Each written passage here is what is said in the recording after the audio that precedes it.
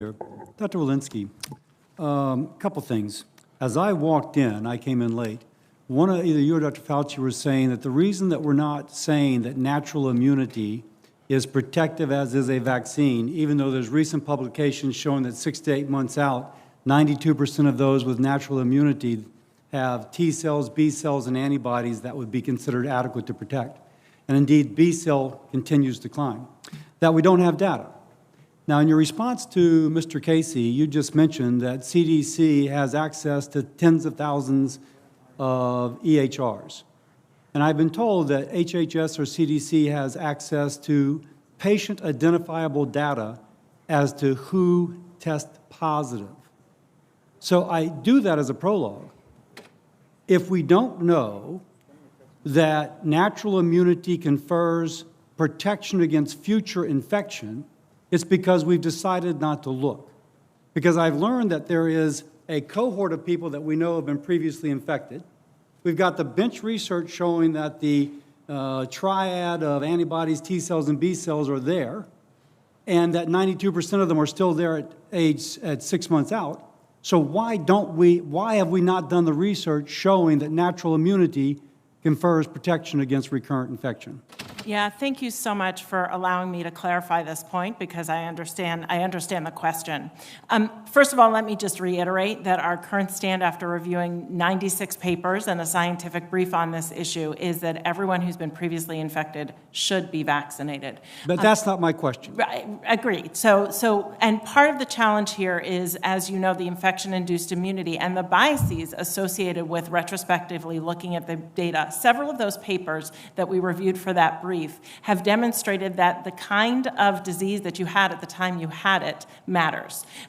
Did you have disease a year and a half ago? Were you an older person? Can I stop you for a second? We could do this prospectively, because you know who is actually, apparently I'm told you've got patient identifiable data, and you would be able to say, okay, 6 months ago, we're going to start everybody infected within the last 6 months, and be able to follow their EHR prospectively to see this. I mean, theoretically, CDC has the ability to do this right now.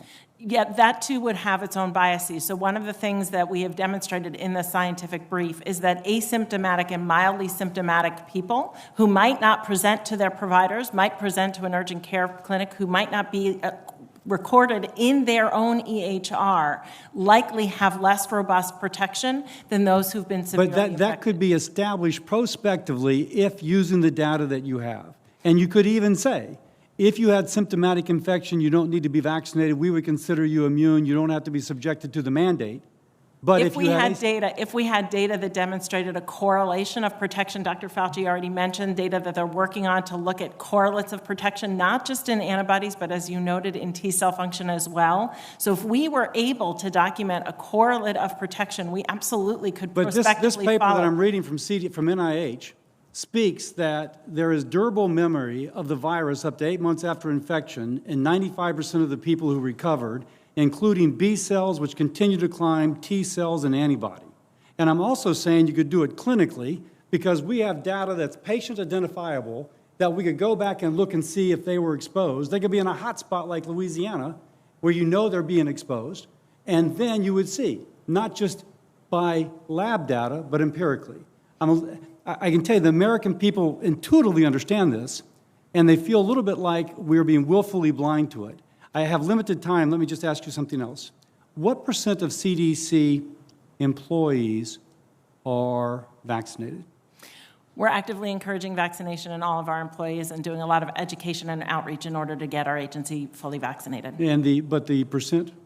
I don't have that for you today. I'm told that some north of 75% of CDC employees at headquarters are still working remotely. Is that correct?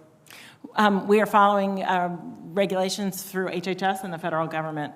No, that's not my question. I apologize to be rude, but I'm asking a very straightforward question. I've been told that north of 75% of employees at CDC headquarters are working remotely. Is that correct? Senator, I don't actually know the number off the top of my head. When you look down the hallway, are there empty desks? Are over 50% of the desks empty?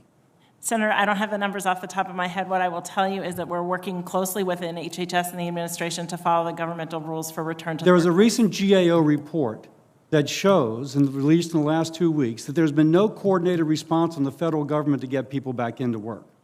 Now, if there's any agency that, since we have teachers in Fulton County are back at work, that the caseload of COVID in Fulton County is about 88, at its peak it was 606. If what I've been told by someone who frankly kind of knows, that people in laboratories are not showing up. I have no clue how laboratory workers who presumably are vaccinated wearing PPE would consider themselves eligible to stay at home. I say this because I just want to echo, we got to lead by example in the federal government.